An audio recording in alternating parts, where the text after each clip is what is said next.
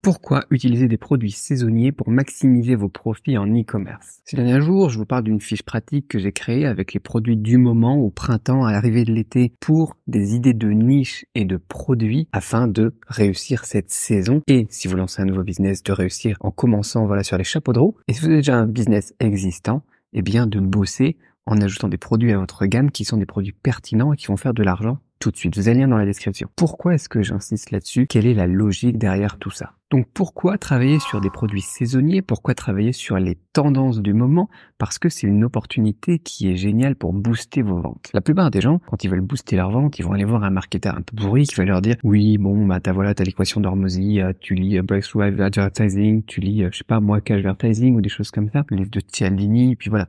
Ce qu'il faut que tu fasses, en fait, en résumé, ce qu'on veut dire, c'est il faut de l'urgence, il faut de la rareté, il faut une offre, machin. Le problème, c'est que la plupart du temps, les gens vont créer des offres qui sonnent faux. Ils vont vous dire il y en a plus que 12 en stock, dépêche-toi vite, compteur, tu vois, petit compte à rebours, truc que tu cliques sur la page ajouter au panier, voilà, t'as plus que 10 minutes avant que le truc il expire, et puis tu reçois un SMS, etc. Urgence, mais c'est manufacturé. Et la plupart des gens, ils commencent à comprendre que c'est faux. Et de toute façon, quand on a quelque chose qui est faux, la plupart des gens, ils vont le sentir, tu vois, on le sent dans les guts, tu vois. C'est du pipeau. La plupart des vendeurs, ce qu'ils vous font, c'est vraiment du pipeau. Après, c'est ce que recommandent la plupart des gourous. Donc, quelle est la logique dans mon histoire? C'est de se dire comment utiliser des produits qui ont une rareté ou une urgence qui est réelle. On peut faire des produits en édition limitée, des produits qu'on a fait faire sur mesure, par exemple, pas des trucs qu'on a dropshippés d'AliExpress, et on peut faire des choses qui sont limitées dans le temps, par exemple en bossant sur des produits saisonniers. Là, on a un vrai sentiment d'urgence chez le client. Pourquoi? Parce qu'après, la saison, elle passe, après, c'est plus le moment de faire un barbecue. Donc en bossant là-dedans, ça vous permet non seulement, bien évidemment, de vous lancer,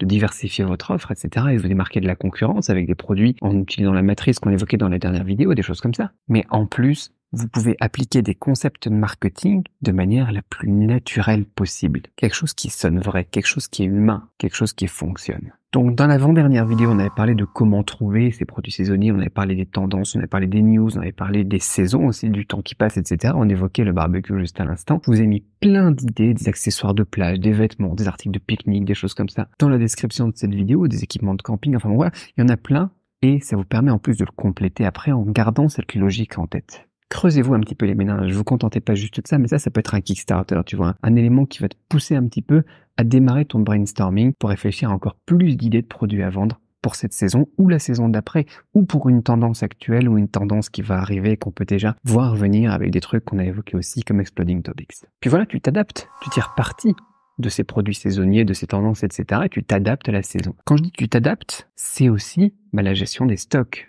On a parlé des erreurs la dernière fois, c'est pareil. Tu mets en place tes promotions, etc. mais tu dois mettre en place aussi, avec ta campagne marketing, une gestion du stock qui est beaucoup plus efficace que si tu bossais sur des produits non saisonniers. Parce qu'il va y avoir une forte demande d'un coup et ensuite, la demande, elle va chuter. Donc le stock doit être prévu en amont. Et le marketing, il doit être suffisant aussi pour écouler tout le stock le plus rapidement possible. J'ai des clients, une fois, qui ont travaillé sur une tendance. Je vous avais dit, j'avais importé 1 million de masques en 2009. Un des clients qui a acheté des masques à Cédric Beau, il en a commandé trop et il a été long et il était pas très bon en marketing. Il s'est un petit peu cassé la figure parce qu'à la fin de l'épidémie, à la fin de la demande, en tout cas des masques, il avait beaucoup de stock sur les bras qu'il n'avait pas écoulé. Voilà, il avait regardé est-ce que Cédric, tu peux les racheter, machin chose. Après, il les a écoulés au niveau du gouvernement ukrainien, des choses comme ça, il s'est débrouillé, tu vois. Mais il s'était mis dans la mouise, alors qu'il avait eu un potentiel, qu'il avait fait énormément d'argent en début de crise. Ça a duré que quelques semaines au final toute cette histoire. Mais dès que ça a commencé à retomber, lui, ses clients professionnels, etc., ils ont commencé à annuler leurs commandes, et lui s'est retrouvé avec du stock sur les bras, et il était pas vraiment très bon en marketing encore une fois, et donc voilà.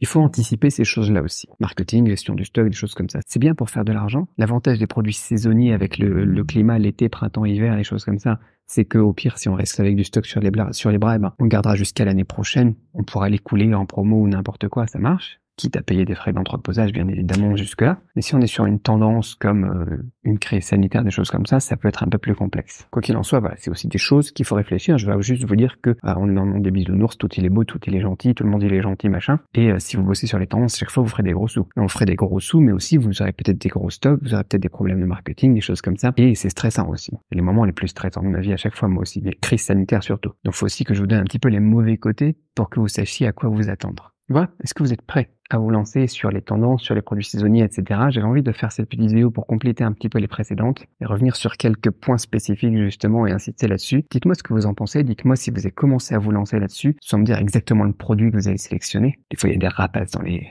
commentaires. À bientôt.